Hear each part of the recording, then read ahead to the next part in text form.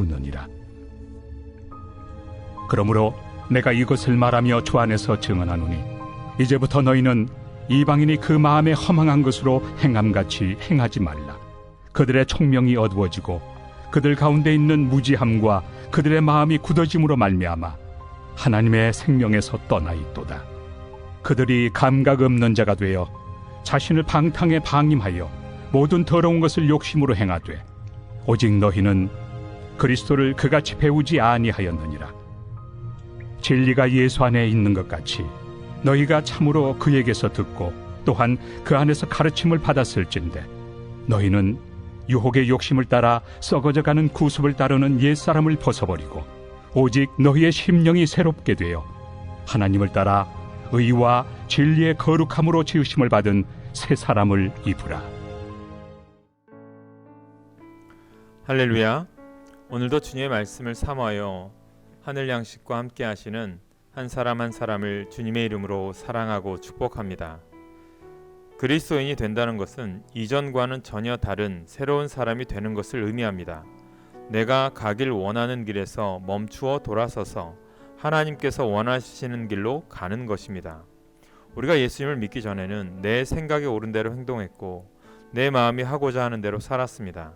당연히 구원자 예수님을 인정하지 않았고 하나님 없는 삶을 살았습니다. 바울은 이러한 사람들을 일컬어 이방인이라고 부르고 있습니다. 여기서 말하는 이방인은 혈통으로 구분하는 것이 아닙니다. 유대인이라도 하나님을 인정하지 않고 예수님을 자기 삶의 구세주로 모시지 않으면 이방인입니다. 그는 하나님의 생명에서 떠나 있기에 아무리 사회적 지위가 높고 열심히 사는 사람이라 할지라도 구원받지 못한 백성일 뿐입니다.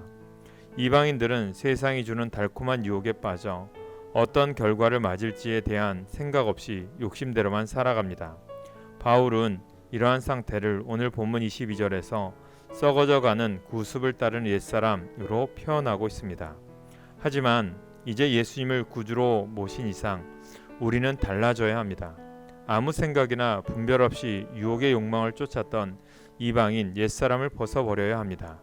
낡은 방식을 버리고 새로운 사람이 되는 놀라운 일을 경험해야 합니다.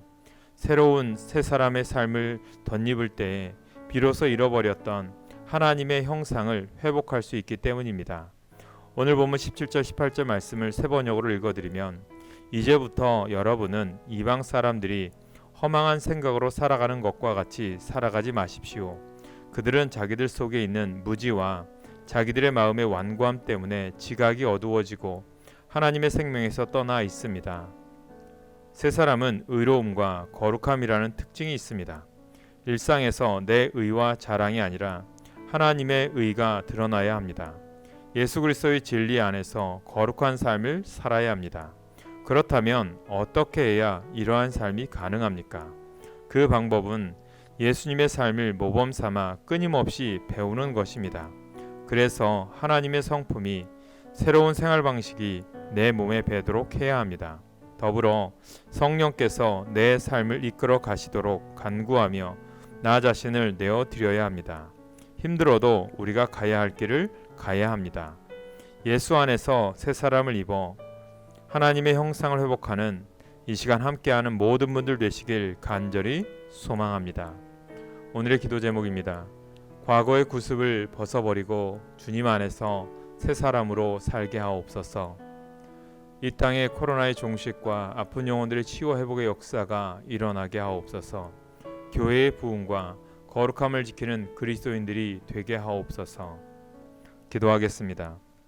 성도로 부르시고 성도답게 살아가라 말씀하신 하나님, 성도의 바른 삶을 살아가기 위해 늘 힘쓰며 간구하는 우리가 되게 하옵소서.